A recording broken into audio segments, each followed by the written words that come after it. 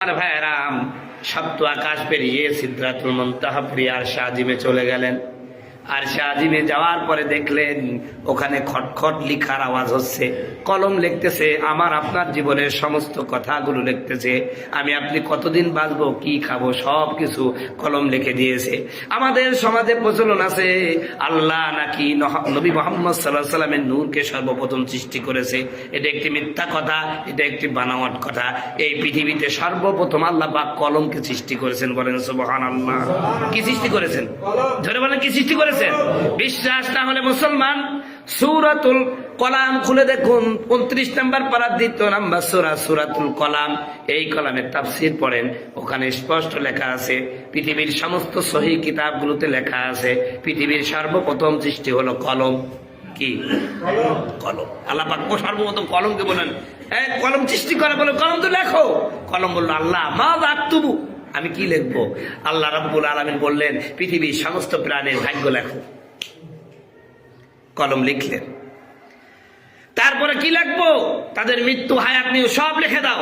লেখা শেষ, কলমের কালি শুকিয়ে গেল। কলম আল্লাহ পাক কলমকে বললেন কলম তোমার ডিউটি শেষ। কথা বুঝতে আসছে? এই জন্য পৃথিবীতে সবচেয়ে দামি যে বস্তু তার নাম কি? কলম। এই কলমটা যদি আপনি সত্যের পক্ষে লেখেন, আল্লাহ পাক আপনার সাথে আপনার জান্নাত নবীদের সাথে করে দিবে। বলেন সুবহানাল্লাহ। আর এই কলম দিয়ে যদি ওয়াকাম কুকাম করা হয় আর ইসলাম বিরোধী কোনো কথা লেখা হয়, আপনার অবস্থান হবে আবু জাহেল উতবা সাইবার সাথে। কথা বুঝতে পারছেন? এই জন্য সাবধান, কলম আছে বলেই ওয়াকাম কুকাম করার চেষ্টা করবেন না। বাংলাদেশের সবচাইতে ওয়াকাম কুকামের হেডমাস্টার যারা শিক্ষিত শয়তান। কথা কয় না।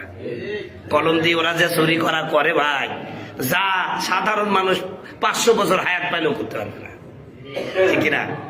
কিন্তু আমার বাংলাদেশে 100 টাকা চুরির জন্য পিলারে বাইদি মারা হয়, আর 500 কোটি টাকা চোরকে বলা হয় স্যার।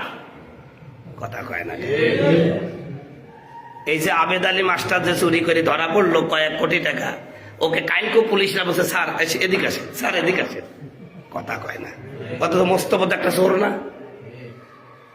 এটাই হচ্ছে আমাদের সবচেয়ে বড় ভুলের জায়গা, যে আমরা 500 কোটির চোরকে বলি স্যার, আর 100 টাকার চোরকে বলি ধরি পিটাই। কথা বলুন ঠিক কিনা? যেদিন জনগণ 500 কোটির চোরকে পিটাতে পারবে, সেই দিন এই বাংলাদেশটা সোনার বাংলাদেশে পরিণত হবে। সম্মানিত ভাইরা আমার নবী মুহাম্মদ রাসূলুল্লাহ সিদরাতুল মুনতাহা পেরিয়ে আরশে আজিমে পৌঁছে গেলেন। নবী একাকিত্ব অনুভব করলেন। মনের মধ্যে একটা ভয় কাজ করতেছে, একটু ভয় কাজ করতেছে। যেহেতু আমার নবী হলেও তো তিনি মানুষ, ঠিক কিনা? কিন্তু অসাধারণ মানুষ, আমার আপনার মতন মানুষ না। তিনি কি মানুষ? অসাধারণ মানুষ। একটু কথা বললেন, নবী কি মানুষ? অসাধারণ মানুষ। তার সাথে আমার আপনার তুলনা কখনো হবে না। সম্মানিত বন্ধুগণ, আমার ভাইয়ারা, আমার নবীর মনে একটু ভয়। হঠাৎ করে তিনি আল্লাহ নবীর কলিজার টুকরা সাহাবী বিলালের হাঁটার আওয়াজ শুনতে পেলেন। আমার নবী চিন্তা করলেন, না আমি তো দূরে আসি নাই, ওই তো বিলালের হাঁটার আওয়াজ শোনা যাচ্ছে। নবীর অন্তর থেকে ভয় দূর হয়ে গেল। আমার নবী যখন মিরাজ থেকে ফিরে এসেছেন, হযরতে বিলালকে একান্তে ডাকলেন, আর ডেকে বললেন, বিলাল বুঝতে পারলাম না, আমি যখন মিরাজে গেলাম আমার মধ্যে ভয় কাজ করতেছিল, হঠাৎ করে তোমার হাঁটার আওয়াজ পেলাম, ব্যাপারটা কি বুঝতে পারলাম না।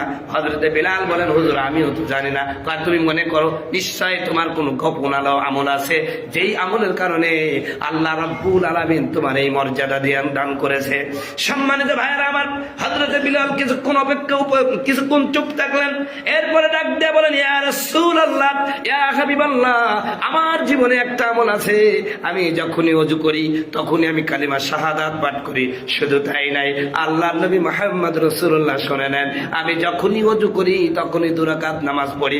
আমার নবী বললেন, এই নামাজের কারণে আল্লাহ তোমার মর্যাদা বাড়িয়ে দিয়েছেন। বলেন সুবহানাল্লাহ। সম্মানিত বন্ধুগণ, আমার ভাইয়েরা আমার, এরপরে আল্লাহর সাথে দেখা হলো, একান্তে কাছে নিলেন, অনেক গোপন আলাপ হলো। কি